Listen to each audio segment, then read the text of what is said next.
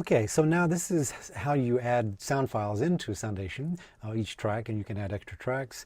I'm just kind of taking you through some of the primary ways of looking at some of these .wav files, which any WAV file we can drag into this. So that was under Urban at 90 beats per minute. Let's take a look at some of the other possibilities here for making instruments. So I'm going to get rid of some of these instruments right now. So you can always click and delete on the channel. And all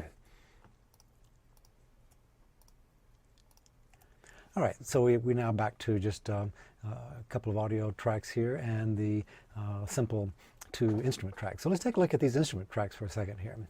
Now, when we come over here to MIDI, you will see these are not .wav files, but are MIDI files that we talked about. Those are only notes recorded into a MIDI track, which if we pull one of these, say, into one of these tracks, then we see just the note names. You can double click on this MIDI track. So if I double click, it will pull up the edit window for that.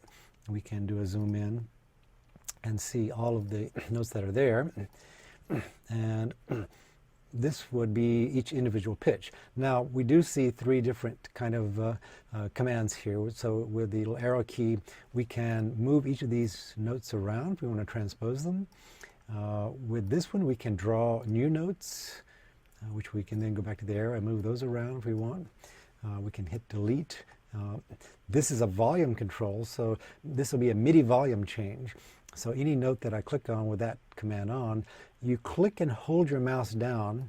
When you click on the note, keep it holding it down, your mouse down. And as you go up or down, you will see the color change. So that is changing the MIDI volume of that note by going to different colors. So the red obviously is a much louder MIDI volume, and the green is going to be a softer one. So that's what these 3 commands are here. Now also, let's say I were to make a new note. I'm going to make a new note here, and I'm going to, if you go to the end of this note, let me go back to my arrow command, go to the end of that note, I can make it a different size. So if I click on that note here, and I've made it into a different length, you could go to quantize, and you can then start to change. Let me change several of these actually here, make some of these different sizes, make them all odd kind of length, so I'm not going to put them on 8th note sizes or 16th note sizes here. So if I then, with my arrow command, sort of highlight these 3, click and drag, come up to quantize, here you can round those values off to the nearest 8th note or triplet or quarter note or 6th, 8th, so forth, so forth. So you can make these as long as short as you want. So if I make them 8th note, you'll see each one then got moved over to the nearest 8th note to start where the note is. So quantize is a very helpful routine to make sure that all your notes start at the right place within the subdivision of the beat. And that's a sort of an important one to make sure that if you have imperfections in your recording, you can get them all lined up. So this is how you sort of edit the MIDI notes. All right, now where there are no sounds of that, if I try to listen to this for a second, it will automatically, your MIDI track will pull up one of the internal sounds. If we go to this list here, these are the instruments that are embedded in these instrument tracks. So right now this is going to be a simple track. If I listen to this for a second,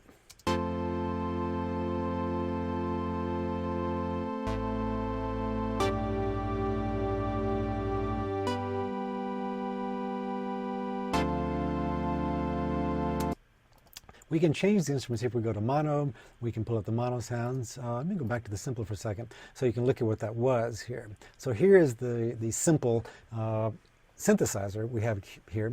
And if you remember from our lectures, we can take a look at this and sort of see how this is organized, even without even having to study too much. We see there are 4 oscillators. So in this case, this would be a type of analog additive synthesis where we're going to be adding these various oscillators. We can change the pitch. We can detune them slightly on a number of cents. Each of them has a volume. And we look here, each of them we can specify either a sawtooth, square wave, sine wave, or triangle waveform. If you remember the sine wave, the definition for that is just a fundamental frequency. If you remember the definition of the triangle, that is a fundamental frequency with the odd numbered partials in an amplitude relationship of 1 over n squared, where the n is the partial number. So remember, the triangle sounds very close to the sine because there's very little amplitude on the odd number partials. The next one we studied, remember, was the sawtooth waveform, which is a fundamental frequency plus odd numbered partials with an amplitude relationship of 1 over n rather than n squared. So we do have the same odd number partials as a triangle waveform, but now the amplitude of them is much louder. Excuse me, I was looking at the square wave. And then the sawtooth waveform is the fundamental frequency with all partials and an amplitude relationship of 1 over n. So that's the one with the most number of partial content in that. So those are the 4 waveforms we studied earlier. So you can specify different waveforms for the sine waves. You can put them on different pitches and volume. Over here we also have a noise generator.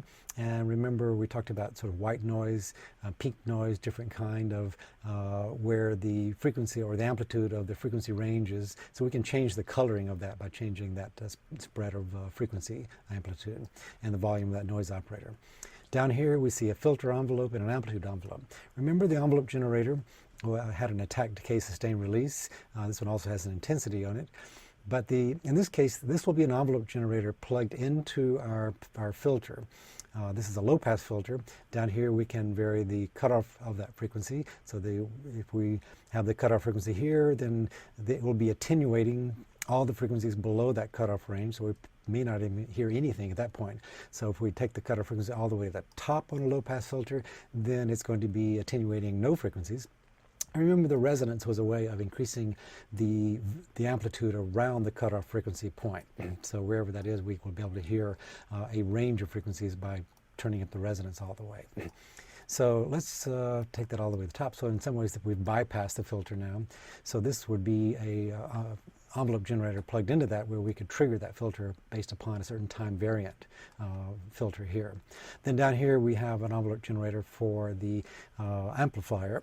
So we can then slowly attack or quickly attack, here again decay, sustain, release, just as normal. So if we listen to this again, going back to rewind on the MIDI notes we've got here.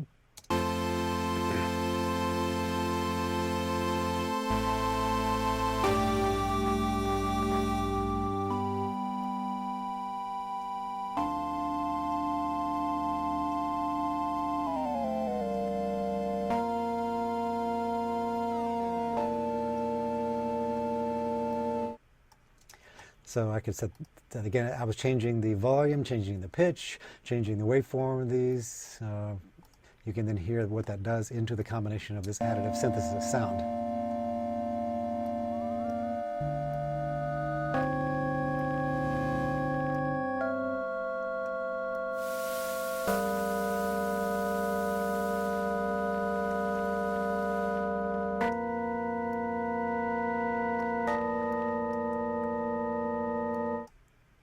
All right, so that's the basic sampler that comes with this. Just wanted to show you how to manipulate this. You should know all this.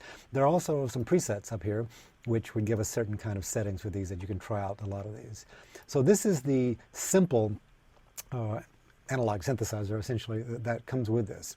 Let's try out another one. The Super Saw is going to be a sawtooth waveform.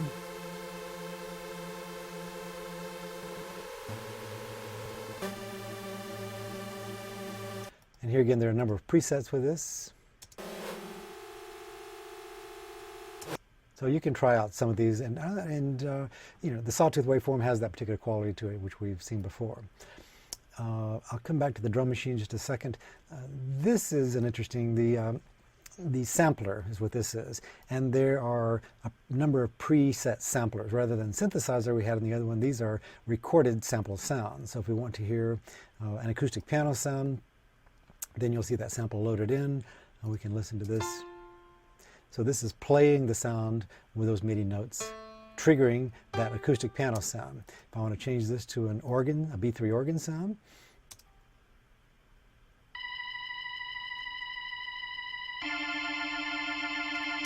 so remember, the MIDI notes here don't have any sound in them. They're just sending triggered notes information to whatever sound we pull up here. So you can change the presets to a cello sound, whatever. Let me rewind on that.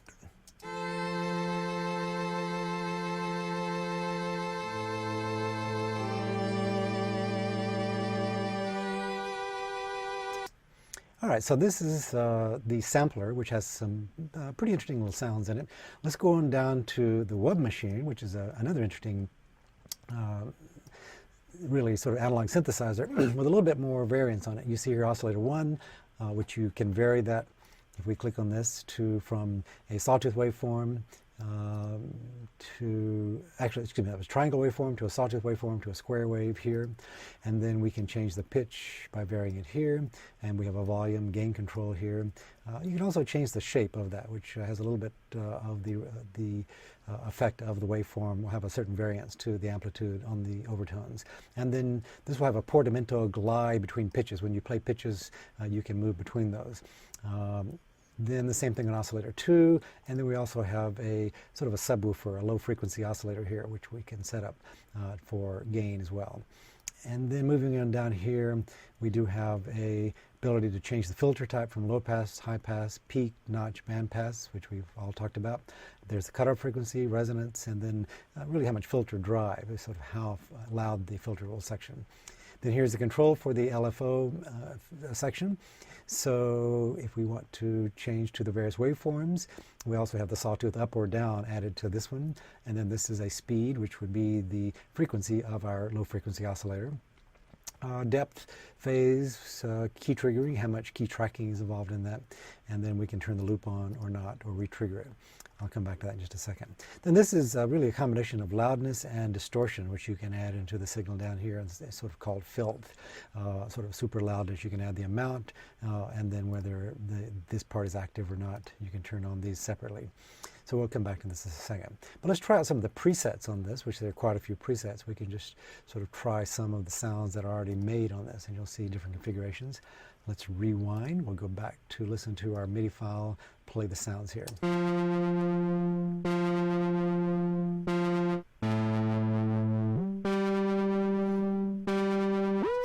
And what I can do, I can start to play around with some of these sounds as the MIDI file is triggering the wub machine.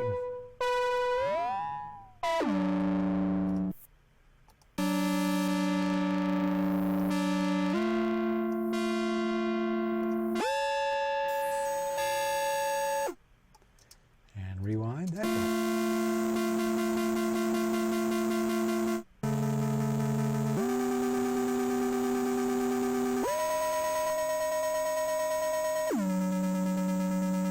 Okay, so you can start to play around with this. You should know pretty much everything that's on here based upon our description of analog synthesis that we've seen before. So the wub machine is a pretty interesting kind of variables of analog synthesis that would be fun for you to explore how to do that. The preceding program is copyrighted by Emory University.